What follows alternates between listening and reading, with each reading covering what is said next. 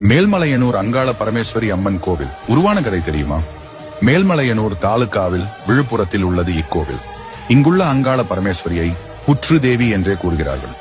ஒருமுறை பிரம்மாவின் மனைவியான சரஸ்வதி பார்வதி மற்றும் சிவபெருமானுக்கு சாபமிட சாப விமோசனம் பெற பார்வதி விஷ்ணுவை வேண்டிக் கொள்ள அவரும் அவளை மேல்மலையனூரில் உள்ள நதிக்கரையில் சென்று ஒரு 5 தலைநாகமாக புற்றில் இருந்தால் சிவபெருமான் அங்கு வந்து அவளுக்கு சாப விமோசனம் தந்து மீண்டும் மணப்பார் என்றார்.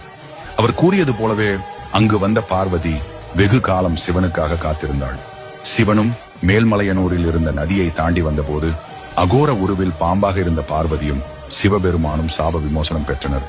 அதே நேரத்தில் தான் மேல்மலையனூரில் இதே உருவுடன் இருப்பேன் என்றும் என்னை வேண்டி துதிக்கும் பக்தர்களின் சாப விமோசனம் மற்றும் அவர்களுக்கு ஏற்படும் தீமைகளை அழித்து பக்தர்களுக்கு ஏவப்படும் பில்லி சூனிய தீமைகளை ஒழித்து அவர்கள் நலனை காத்தருளி கொண்டு இருப்பேன் எனவும் கூறிவிட்டு மறைந்தார்.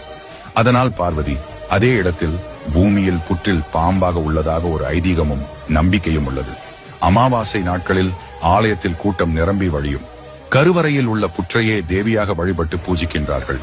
பௌர்ணமி தினங்களில் அந்த ஆலயம் பக்தர்கள் வந்து வணங்க 24 மணி நேரமும் திறந்து வைக்கப்பட்டு உள்ளது.